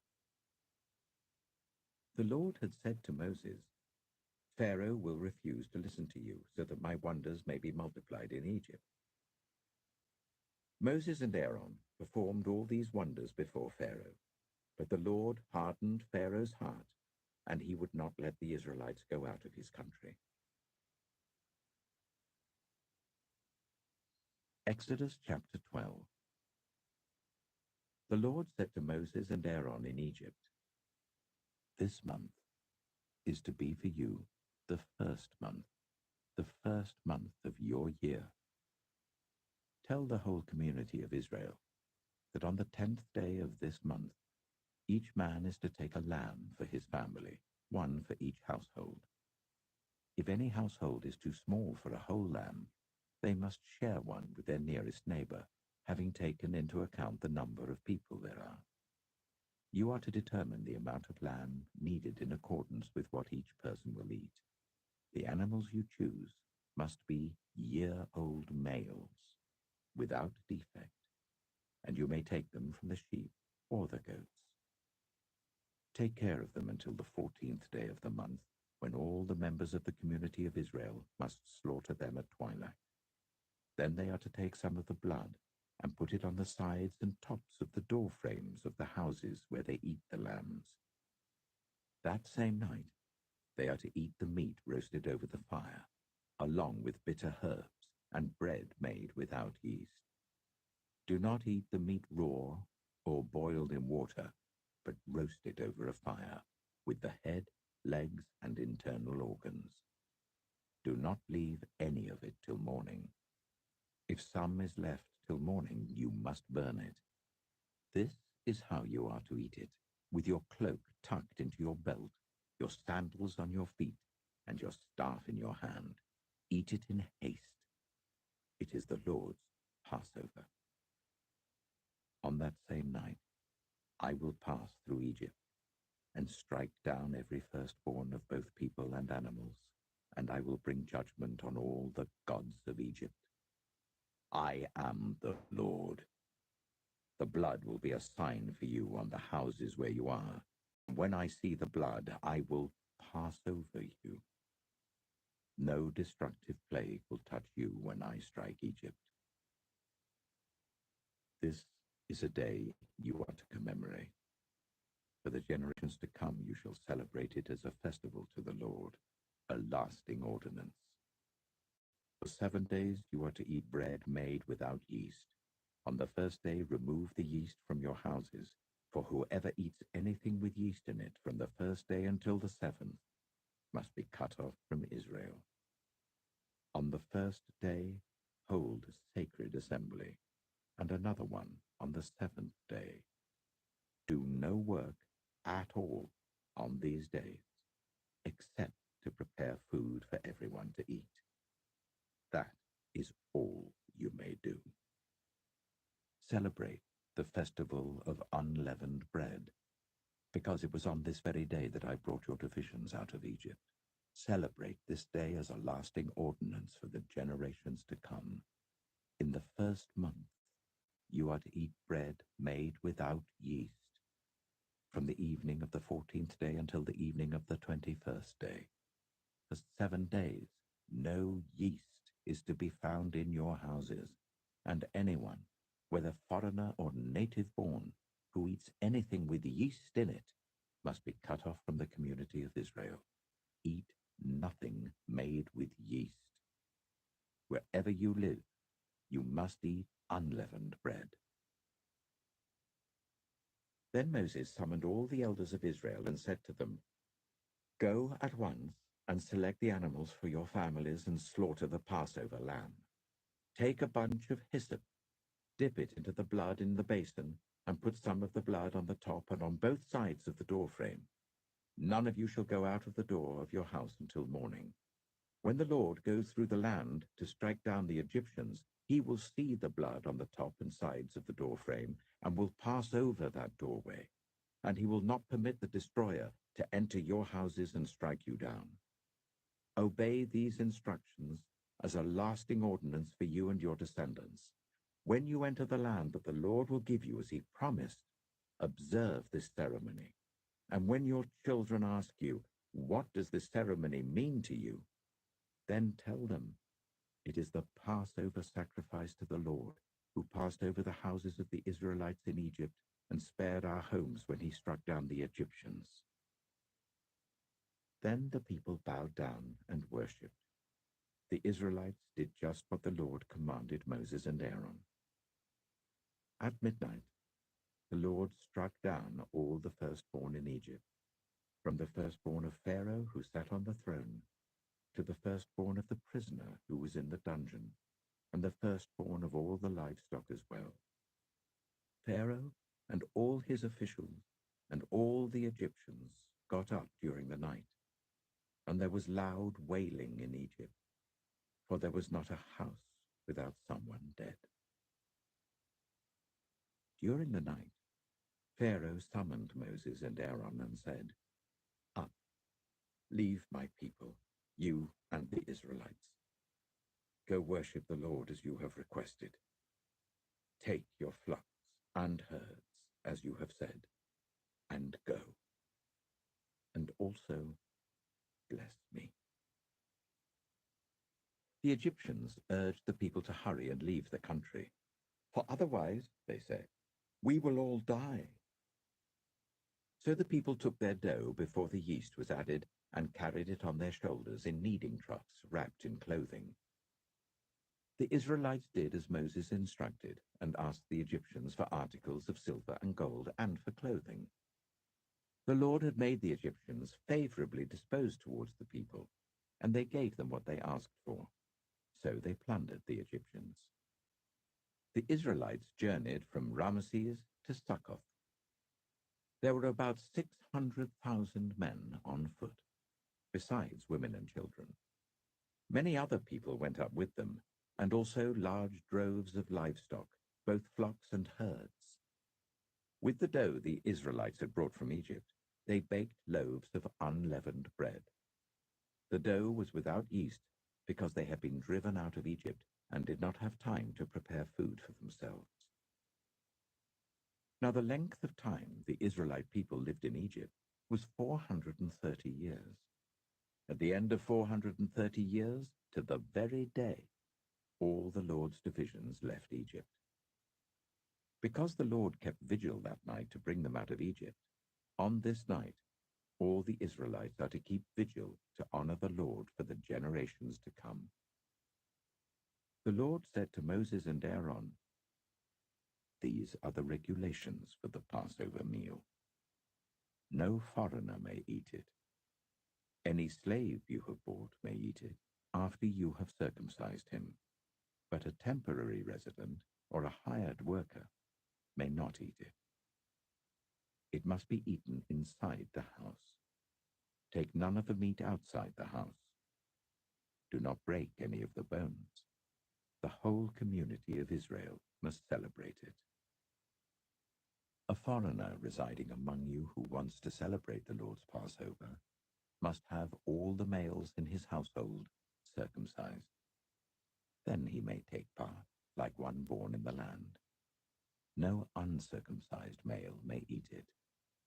The same law applies both to the native born and to the foreigner residing among you. All the Israelites did just what the Lord had commanded Moses and Aaron. And on that, Exodus chapter 13. The Lord said to Moses, "Consecrate to me every firstborn male. The first offspring of every womb among the Israelites belongs to me, whether human or animal." Then Moses said to the people, "Commemorate this day, the day you came out of Egypt, out of the land of slavery, because the Lord brought you out of it with a mighty hand. Eat nothing containing yeast. Today, in the month of Aviv, you are leaving.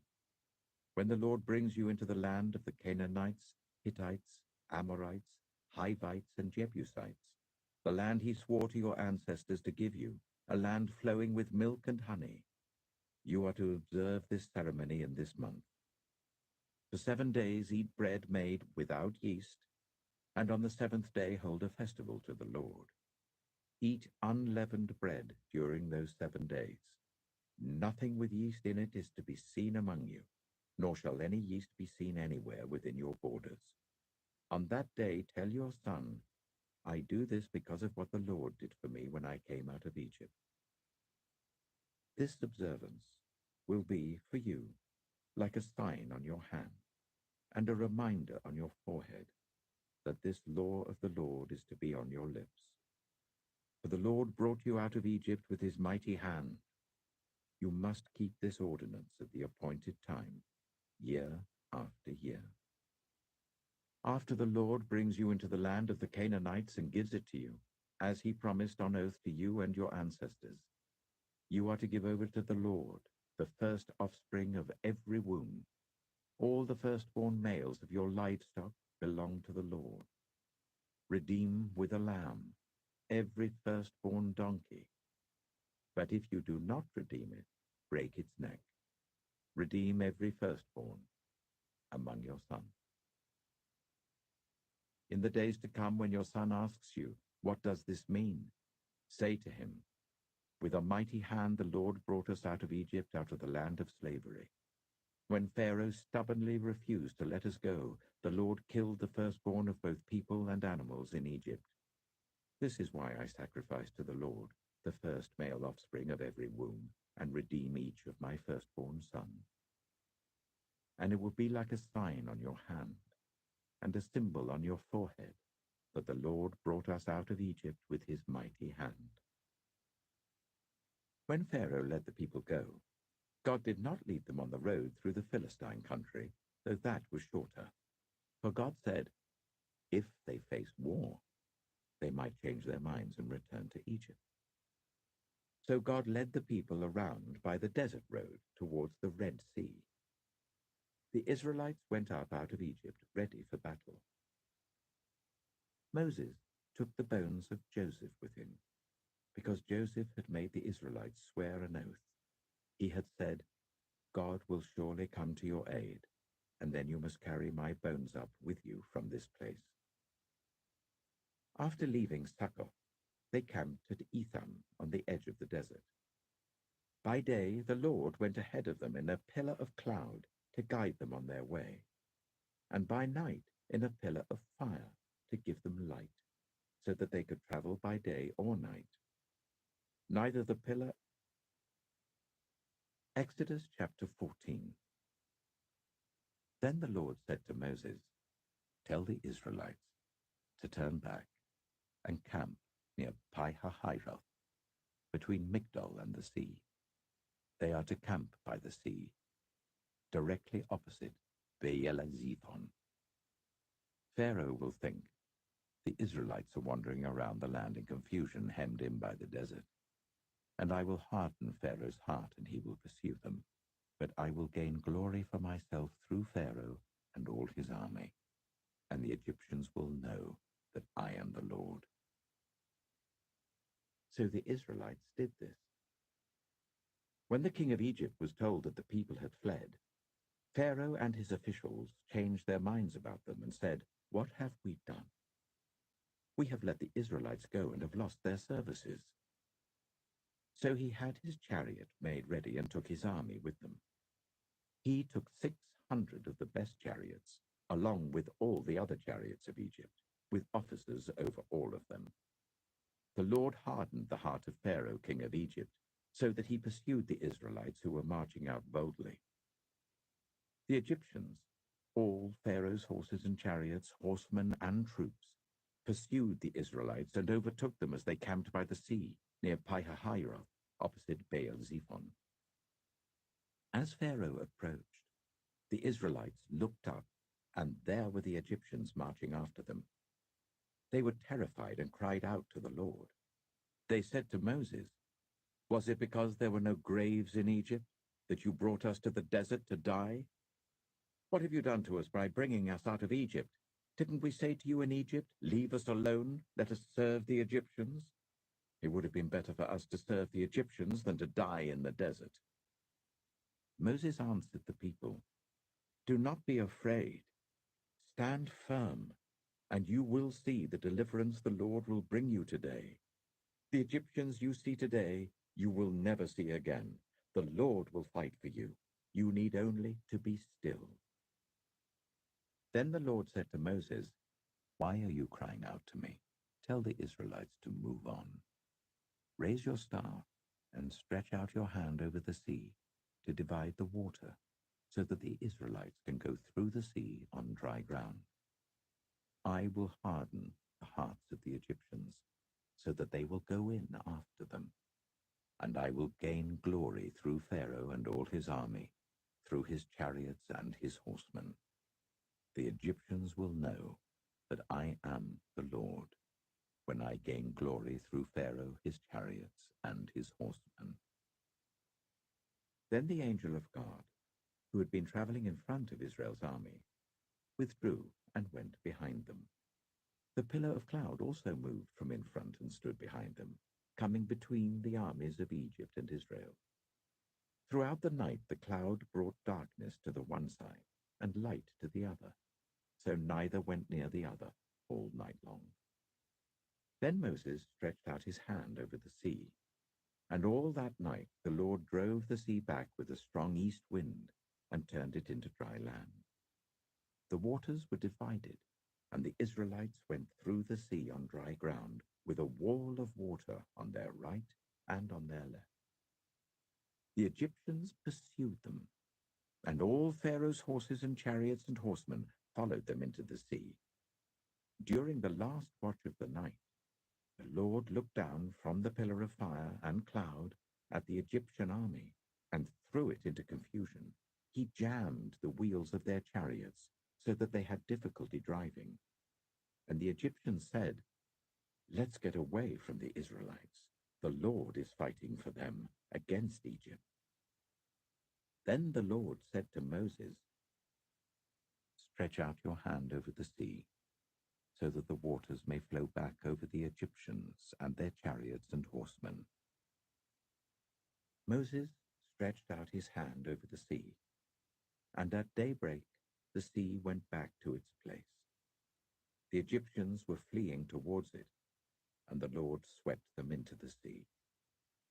The water flowed back and covered the chariots and horsemen, the entire army of Pharaoh that had followed the Israelites into the sea. Not one of them survived. But the Israelites went through the sea on dry ground, with the wall of water on their right and on their left. That day the Lord saved Israel from the hands of the Egyptians, and Israel saw the Egyptians lying dead on the shore. And when the Israelites saw the mighty hand of the Lord displayed against the Egyptians, the people feared the Lord and put their trust in him and in Moses his servant.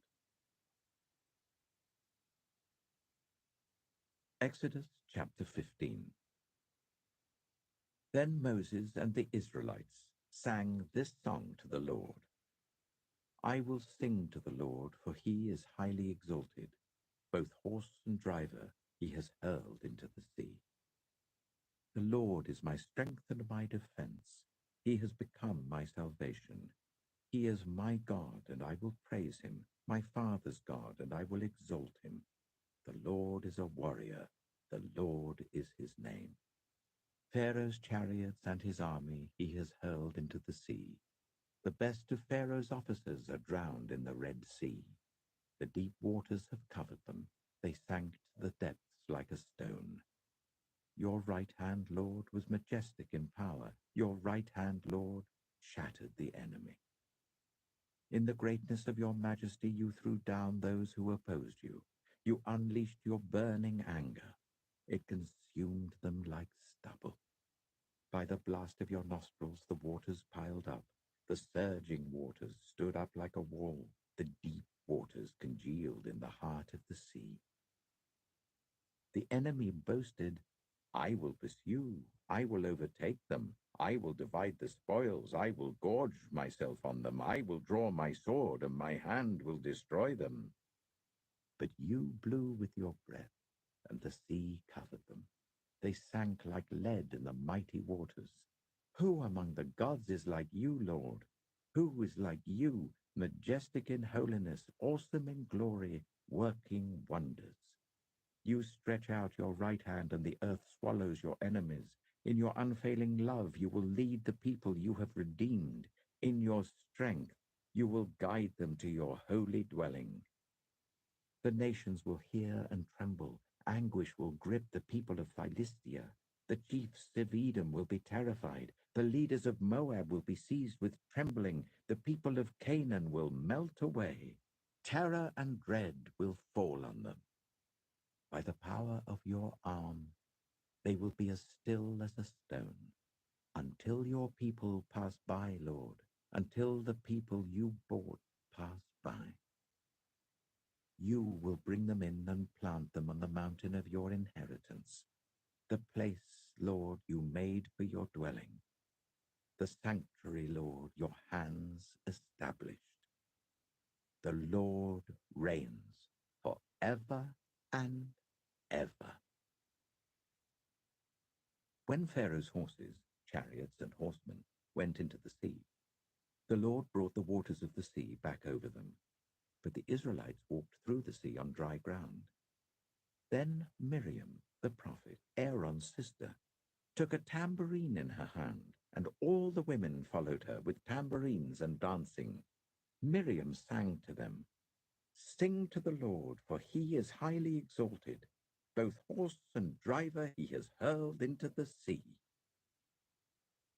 Then Moses led Israel from the Red Sea, and they went into the desert of Shur. For 3 days they traveled in the desert without finding water.